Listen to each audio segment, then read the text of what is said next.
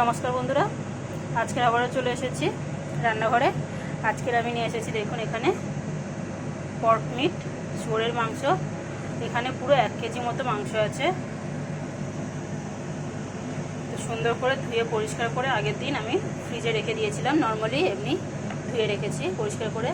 আর আজকের এই চিকেনটাকে আমি অন্যরকম করে একটু রান্না করব, তার জন্য 2 রকম মশলা লাগবে। তো আমি এখানে নিয়েছি, দেখুন এখানে অনেকগুলো টমেটো নিয়েছি আন্দাজ মতো। আমি এই মশলাটা কিন্তু 2টো তরকারিতে ইউজ করব, যার জন্য আমি এরকম করে বেশি বেশি নিয়েছি। আপনারা নিজেদের পছন্দ মতো নিয়ে নেবেন, কম বেশি। তো এখানে নিয়েছি বেশ মাঝারি সাইজের 3টে পেঁয়াজ, আর এখানে নিয়েছি ছোট ছোট 5টা টমেটো। এখানে নিয়েছি 5-6টা মতো কাঁচা লঙ্কা। এগুলোকে কিন্তু আমি পেস্ট করব। আপনারা চাইলে চপিং মেশিনে দিয়ে ওই ছোটো ছোটো করে চপ করেও নিতে পারেন।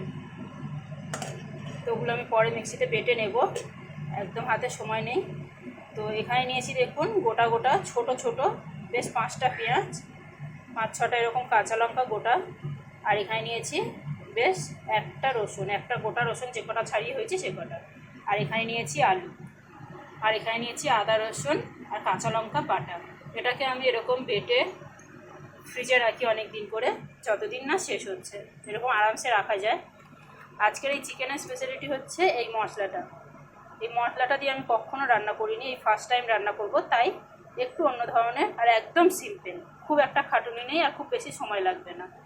তো চলুন, সবার আগে আমি মাংসটাকে ম্যারিনেট করব, যার জন্য নিয়ে নিয়েছি এখানে কড়াই। আপনারা যাতে রান্নাটা করবেন সেই জিনিসটাই নিয়ে নেবেন, কড়াই, পাতিলা, হাঁড়ি যাতে। তো আজকের আমি কড়াইতে মাংসটাকে দেখুন নিয়ে নিচ্ছি। মাংসটা নিয়ে নিলাম। এখন মাংসতে দিয়ে দেবো পছন্দ মতো স্বাদ অনুযায়ী নুন। এই মশলাতে নাকি সব কিছু আছে, তবুও আমি একটু একটু করে সব মশলা আমার নিজের পছন্দ মতো দিয়ে দেবো।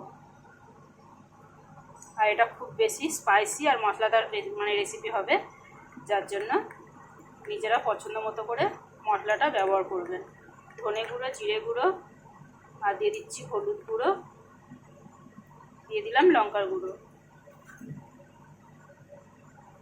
দিয়ে দিলাম একটু গোটা জিরে, 1/2 চামচ মতো গোটা জিরে, দিয়ে দিলাম সর্ষের তেল। যেহেতু আমি এই কড়াইতে মাখছি, এই কারণে এই রান্নাটা আমি একদম পুরো কড়াইতে মেখে একবারেই বসিয়ে দেব। অনেকটাই তেল দিয়েছি, যতটা লাগবে পুরোটাই দিয়ে দেবো। এখানে খুব বেশি হলে 3 চামচ মতো হবে, 2 থেকে 3 চামচ মতো মশলা হবে। তো দেখুন এখানে কিন্তু সব রকম মশলা আছে। আপনারা কিন্তু চাইলে শুধু এই প্যাকেটের মশলাটা দিয়ে একটু পেঁয়াজ কেটে দিয়ে রান্নাটা করতে পারেন।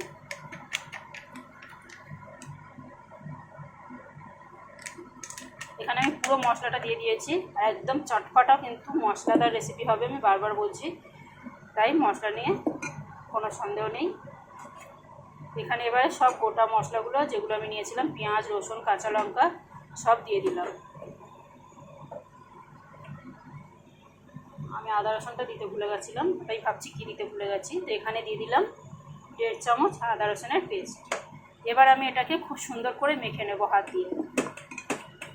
খুব সুন্দর করে মেখে পুরো আধ ঘন্টা রেস্টে রেখে দেবো। রেস্টে রাখাটা কিন্তু খুব দরকার। আপনাদের কাছে সময় না থাকলে 10 থেকে 15 মিনিট রাখতে পারেন। তো চলুন, এটাকে আমি খুব সুন্দর করে মেখে আধা ঘন্টা পরে দেখাচ্ছি। এখানে দেখুন বন্ধুরা, আমি পুরো 20 মিনিট কিন্তু রেস্টে রেখেছিলাম, সব গুঁড়ো মশলা দিয়ে রেখেছিলাম। এবারে আমি দেব ওই যে পেঁয়াজ, কাঁচা লঙ্কা আর টমেটো বাটা, ঠিক 2 থেকে 3 চামচ দিলাম, 3 চামচ দিলাম। আর এই মশলাটা দেখুন একদম পুরো কিন্তু একদম পেস্ট করিনি, আবার একদম কিন্তু বড় বড় নেই, একদম দারদারা মতো চিবড়া চিবড়া মতো করে পেস্ট করেছি। এখন আমি গ্যাসটাকে জ্বালিয়ে দিচ্ছি। এই রান্নাটা কিন্তু যতটা টেস্টি আর খুব চটপট হয়ে যায়, মশলাটার সাথে মিশিয়ে নেবো খুব সুন্দর করে। গ্যাসটা আমি জ্বালিয়ে দিয়েছি, মশলাটার সাথে মিক্স করে আলুটাকেও দিয়ে দেবো। চাইলে কিন্তু আপনারা আলুটা ভেজে দিতে পারেন, আমি কিন্তু এখানে কাঁচা ব্যবহার করছি। দেখুন কত সুন্দর দেখতে লাগছে, আর একটা দারুণ কিন্তু গন্ধ বেরিয়েছে। এখানে এবার আলুগুলো দিয়ে দিলাম, দিয়ে আবার ঢাকা দিয়ে দিলাম। এবার ভালো করে আমি ফুটতে দেবো আর ভালো করে কষিয়ে নেবো নেড়ে নেড়ে। দেখুন বন্ধুরা, আমি কিন্তু গ্যাসটাকে মিডিয়ামে রেখে ঢাকা দিয়ে দিয়ে বেশ সুন্দর করে কষিয়ে নিয়েছি। আরও একটু সামান্য কষাবো, তারপরে একটু জল দেব। এবারে আমি এখানে একটু চিনি আর গরম মশলাটাও দিয়ে দেবো। তারপরে আমার যাবতীয় মশলা দেওয়া কমপ্লিট হবে।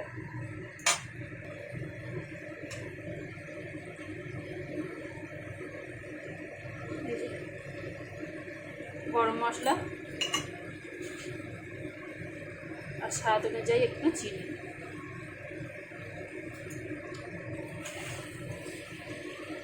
মাংসটা কিন্তু কোনো জল দিইনি আমি এখনও পর্যন্ত। ঢাকা দিয়ে দিয়ে কষলে কিন্তু মাংস থেকে পুরো জল ছেড়ে দেবে, আর সেই জলেই কিন্তু পুরো মাংসটা কষানো হবে। দেখুন কত সুন্দরভাবে মাংসটাকে কষিয়ে নিয়েছি, আর দারুণ একটা গন্ধ বেরিয়েছে। বিশেষ কোনো কাজ নেই, শুধু মশলাটাকে ভালো করে দিয়ে ম্যারিনেট করাটাই বিশেষ কাজ এই মাংসতে।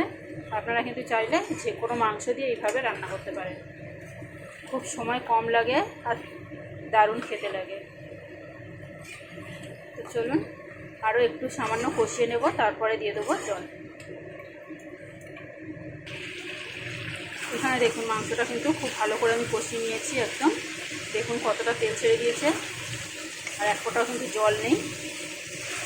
আর মাংস কিন্তু 90% সেদ্ধ হয়ে গেছে, শুধু জল দিয়ে একটু গ্রেভি বানাবো আর ফুটিয়ে নেব। আর আলু পুরোপুরি সেদ্ধ হয়ে গেছে, এতটাই কষিয়েছি। আর নুনটা আমি চেক করে নিয়েছিলাম, তো নুনটা সামান্য একটু দেব। নুনটা অবশ্যই এই সময় জল দেওয়ার আগে চেক করে নেবেন। এখানে দেখুন আমি জল দিয়ে দিলাম।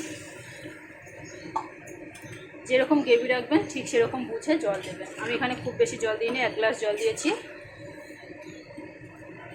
ব্যাস, এবারে আমি এটাকে খুব সুন্দর করে 5 থেকে 7 মিনিট ফুটিয়ে নেব।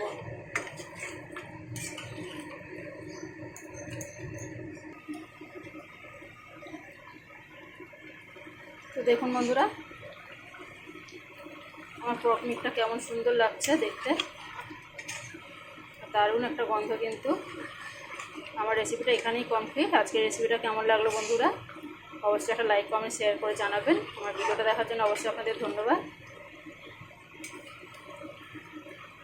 দেখুন এখানে কিন্তু খুব বেশি ঝোল নেই, এই যে দেখুন।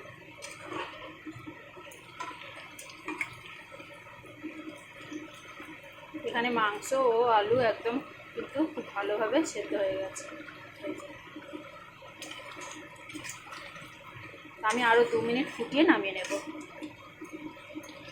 কারণ আমি এতটা রাখবো না, একদম মাখা মাখা করবো।